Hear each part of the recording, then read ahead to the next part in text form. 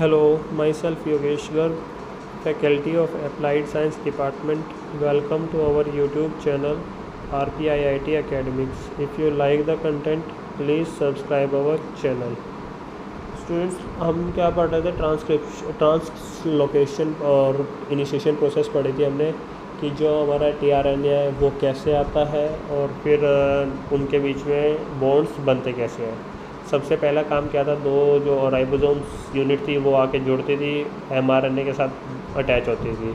MRNA में जो हमारा स्टार्ट कोडॉन था AUG, उसके रिस्पेक्टिव में हमारा टीआरएनए आता था, मिथ्योनिन अमीनो एसिड आ जाता था। ठीक है, उसके बाद जब वो बॉन्ड बना लेगा, अमीनो एसिड आ गया, उसके बाद सेकंड टीआरएनए आएगा नेक्स्ट कोडॉन के कॉम्प्लीमेंट्री बेस पेयर के साथ और उसके रिगार्डिंग अमीनो एसिड को लेके फिर वो क्या करेगा, राइबोसोम नेक्स्ट आगे शिफ्ट होगा, 3 कोडॉन्स को दोबारा अटैच करेगा और वहाँ पे थर्ड अमीनो एसिड आएगा। जब थर्ड हमारा टीआरएनए आता है, फर्स्ट वन क्या करता है, वहाँ से रिमूव हो जाता है। ऐसे ये सीक्वेंस कॉन्टिन्यूस चलते जाते हैं और हमारे एक क्या होता है, अमीनो एसिड्स की चेन बनती चली जाती है और ये हमारे प्राइमरी स्ट्रक्चर बनता है।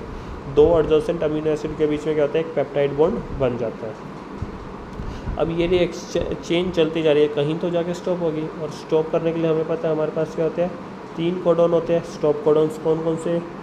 UAA, UAG एंड UGA, ये 3 हमारे कौन से स्टॉप कोडॉन्स है। ठीक है, तो ये क्या करेंगे, टर्मिनेट करवा देंगे रिएक्शन को। देखो, after polypeptide with all the amino acids for a protein is synthesise, the ribosomes reaches the stop codon UA, UAG, UGA।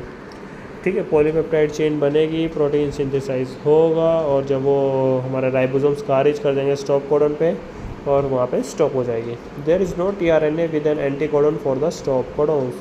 हमारे पास जो एंटी टीआरएनए होते हैं, स्टॉप कोडॉन है, उनके लिए कोई भी टीआरएनए नहीं है। यानी कि जब आपका कोई भी टीआरएनए नहीं आया तो उसका मतलब वहाँ पे रिएक्शन हमारी जो चेन है वो स्टॉप हो जाएगी, क्योंकि एंटी कोडॉन उसके लिए कोई भी प्रेजेंट नहीं है। देयरफॉर प्रोटीन सिंथेसिस एंड, और प्रोटीन सिंथेसिस बंद हो जाएगी, इसी को क्या कहते हैं, termination. The polypeptide is release from the ribosomes and the protein can take on its 3D structure. और फिर जो पॉलीपेप्टाइड की चेन बनी थी वो वहाँ से रिलीज़ हो जाएगी और राइबोसोम से, और उसने जो भी अपना फंक्शन परफॉर्म करना था उसके रिगार्डिंग वो 3D स्ट्रक्चर ले लेगी, क्योंकि जो प्रोटीन्स होते हैं वो हमारे फंक्शनल 3D स्ट्रक्चर के अंदर ही होते हैं। क्योंकि प्राइमरी हमने प्रोटीन्स के 4 स्ट्रक्चर पढ़े हैं, primary, secondary, tertiary and quaternary. जो टर्शियरी स्ट्रक्चर होता है उसी में सारे प्रोटीन्स फंक्शनल होती है। ठीक है, और क्योंकि 3D स्ट्रक्चर बनता कैसे है, उनके अंदर कुछ एडिशनल्स बॉन्ड प्रेजेंट हो जाते हैं, जैसा hydrogen bonding, covalent ionic bond, electrostatic हो गया, वंडर वाल वीक फोर्स ऑफ अट्रैक्शन, ऐसे अलग अलग फोर्सेस प्रेजेंट आ जाते हैं। ठीक है, तो 3D स्ट्रक्चर ले लेगी। Some proteins begins folding while still being synthesise. कुछ प्रोटीन्स क्या होंगे, और ज़्यादा फोल्डिंग होंगे और बनने लगेंगे, while others do not fold up until after being release from the ribosomes. और जब वो राइबोसोम से फ्री हो जाते हैं, रिलीज़ होते हैं, तो वो दोबारा और फोल्ड नहीं हो सकते कुछ। ठीक है, तो इसमें कहने का मतलब ये है कि जो कुछ प्रोटीन्स होते हैं वो जब राइबोसोम के साथ अटैच होते हैं तभी अपना शेप लेना स्टार्ट कर देते हैं, फोल्ड अप होना स्टार्ट हो जाते हैं। लेकिन कुछ ऐसे होते हैं वो जब तक फोल्ड नहीं होंगे, जब तक कि राइबोसोम के साथ अटैच है, वो एक चेन बनाते जाएंगे। राइबोसोम से डिटैच होने के बाद फिर वो क्या करते हैं, अपना 3D स्ट्रक्चर लेना स्टार्ट करते हैं। तो इसमें कहने का ये मतलब है। ठीक है, तो हमने ये आज क्या करें, टर्मिनेशन भी हमारा पूरा हो गया।